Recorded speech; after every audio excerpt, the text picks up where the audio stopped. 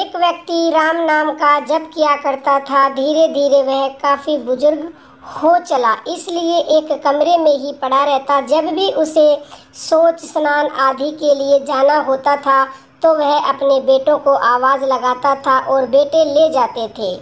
धीरे धीरे कुछ दिन बाद बेटे कई बार आवाज़ लगाने के बाद कभी कभी आते और देर रात को भी नहीं आते। इस दौरान वे कभी गंदे बिस्तर पर ही रात बिता दिया करते थे। अब और बुढ़ापा होने के कारण उन्हें कम दिखाई देने लगा था। एक दिन रात को निवृत्त होने के लिए जैसे ही आवाज़ लगाई, तुरंत ही एक लड़का आता है और बड़े ही कोमल स्पर्श के साथ उनको निवृत्त कराकर बिस्तर पर लिटा जाता है। अब ये रोज़ का नियम हो गया था।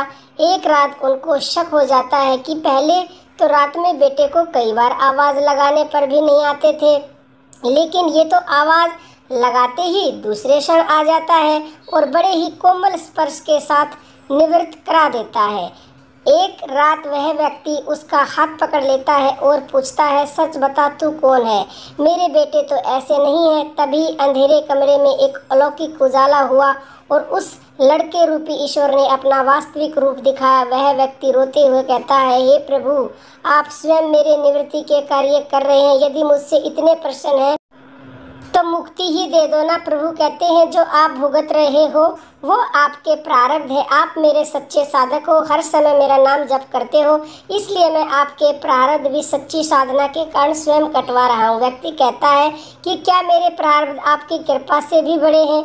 क्या आपकी कृपा मेरे प्रारब्ध नहीं काट सकती? प्रभु कहते हैं कि मेरी कृपा सर्वोपरि है, ये अवश्य ही है आपके प्रारब्ध काट सकती है, लेकिन फिर अगले जन्म में ये प्रारब्ध भुगतने फिर से आना होगा। यही कर्म नियम है, इसलिए आपके प्रारब्ध मैं स्वयं अपने हाथों से कटवा रहा हूँ। इस जन्म मरण से मुक्ति देना चाहता हूँ। ईश्वर कहते हैं, प्रारब्ध 3 तरह के होते हैं, मंद, तीव्र एवं तीव्रतम। मंद प्रारब्ध मेरे नाम जपने पर कट जाते हैं, पर तीव्रतम प्रारब्ध भुगतने ही पड़ते हैं, चाहे अवतार होकर आओ। लेकिन जो हर समय श्रद्धा और विश्वास से मुझे जपते हैं, उनके प्रारब्ध मैं स्वयं साथ रहकर कटवाता हूँ और उनको दुख का एहसास नहीं होने देता हूँ।